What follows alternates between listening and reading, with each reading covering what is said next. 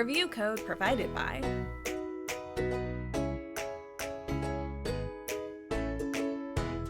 Sand them down, paint them up, and make them fun in your very own toy workshop. That will make the process of toy building one of the more relaxing activities you'll do this holiday season. My name is V, and here's my review for Toy Tinker Simulator. In Toy Tinker Sim, you'll play as not just a toy builder, but a toy renovator. From toy cars to plush bunnies, you'll take apart each toy, clean it up, then put it back together before sending it off to your client, who will offer you a monetary reward for your work. The more toys you fix, the higher your workshop level will be. With each new tier that opens up, the difficulty of the toy repairs as well as the payout for them increases. But don't expect to be searching for every needle in every haystack with the higher up jobs. While you'll be working with a lot of pieces depending on the job you take, Toy Tinker ends up being a very easygoing experience that doesn't really challenge you too much. With a constant stream of background music that immerses you into the workshop atmosphere, you'll easily find yourself losing track of time as you start hammering out toy after toy for your clients, as well as your very own range of toy museums.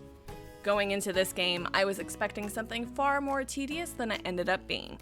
With the concept being to take apart each toy down to the smallest component, I imagine a table full of screws and choking hazards that 2-year-olds will definitely try to eat.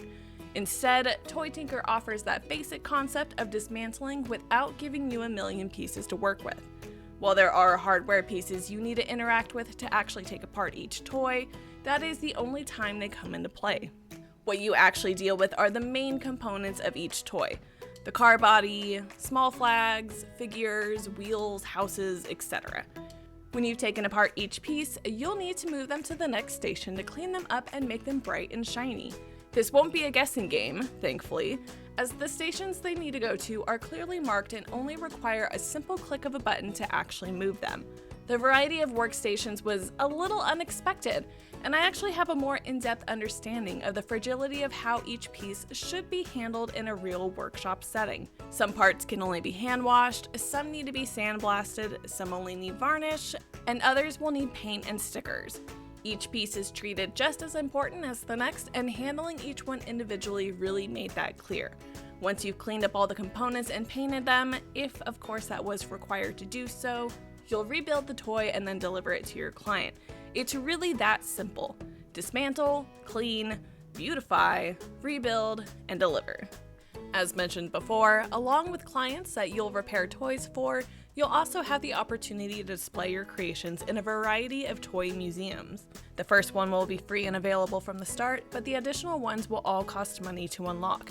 Don't worry about grinding too much for the necessary cash though. Along with the ease of gameplay, making money in Toy Tinker is far from a hassle. You'll be needing to focus on earning money in general so you can unlock all the equipment in your workshop, but once you have everything there, you can better focus on the museums. Once you've filled a museum, you can open it up to the public and earn yourself some additional income on the side. Once you start getting these going, you'll be earning more money than you know what to do with, making you feel like quite the successful toy tinkerer. The only thing you really need to make sure of before going on a spending spree is that you have enough money afterwards to complete at least one job. As long as you do this, you can go as crazy with your money as your heart desires. While I did find the majority of the game to be quite fun and relaxing, there were a few aspects that felt like they could have maybe been done in a better way. As I mentioned earlier, the game does do a good job of having a constant stream of background music for you to listen to. The music can be adjusted in-game should you not like the default, so it's not even the music itself that was the problem, but more so the quality of it. There were times where the music was crisp and clean, then there were other times where it sounded like it was recorded on an old cassette tape and digitally transferred into an MP3 file. There's just a gritty fuzz in the sound that shouldn't be there.